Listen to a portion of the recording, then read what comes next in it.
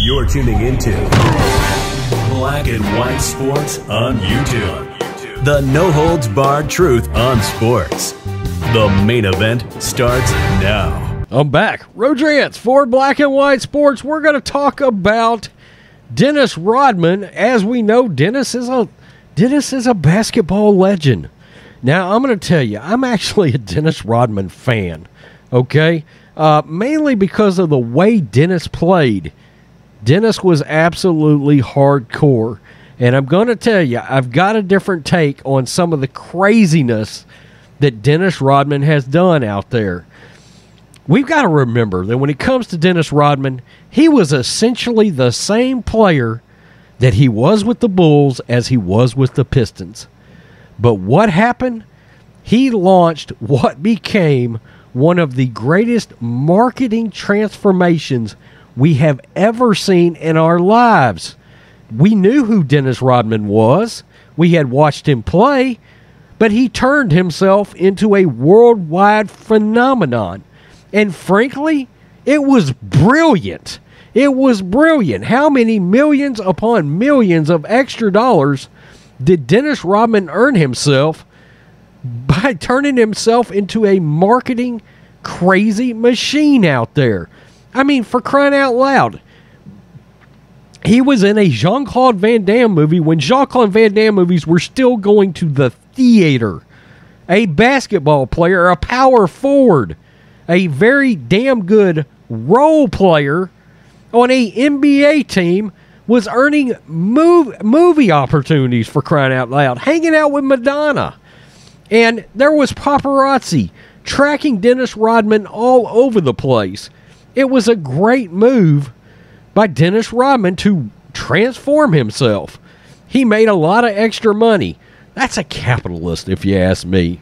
Bulls legend Dennis Rodman explains why he doesn't watch the NBA. Dennis has absolutely trashed the NBA.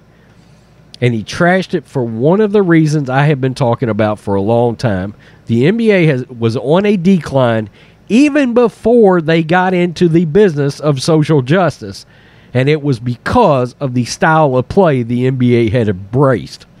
Legendary basketball player Dennis Rodman was a star on the court for the Detroit Pistons and Chicago Bulls.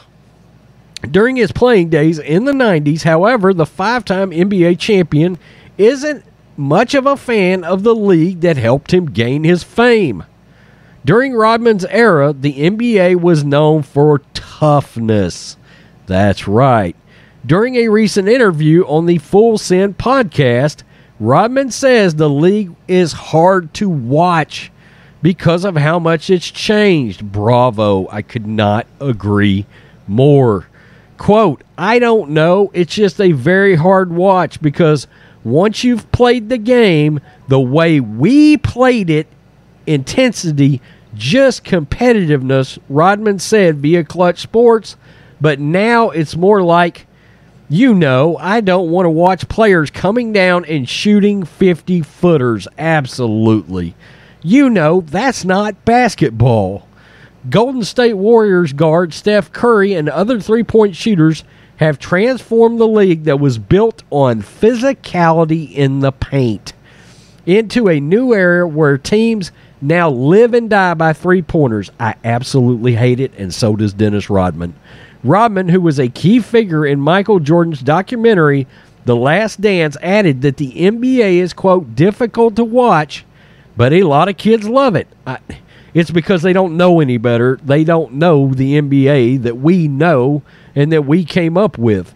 During Rodman's final season with the Bulls in 97-98, Chicago attempted 11.7 three-pointers a game. To put that in context, Steph Curry attempted 12.7 threes per game just by himself, hitting 42% of them from beyond the arc. I'm telling you guys, the NBA is a hard watch now. It was long before Black Lives Matter showed up on the court. It had turned into a very tough watch. Why? I mean, let's just take a team like the Houston Rockets when James Harden was involved. They made me want to pick my eyeballs out with a spoon. Okay? I don't want to watch a team throw up 40 three-pointers. I do not. There was a time when the three-point shot was something special. Okay? It was an ancillary, very important piece of the game that a lot of time, gave us how many clutch moments?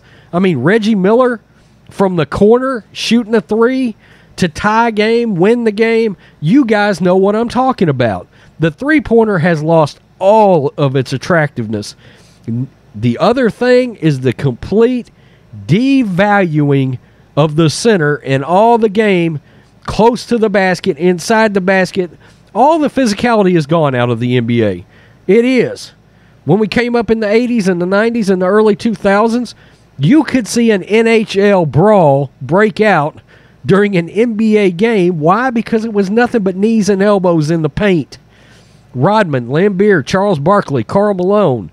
I mean, all the great centers. And all of these players have been devalued. I don't want to see a 7'2" player throw up a three-point shot. I don't ever want to see it.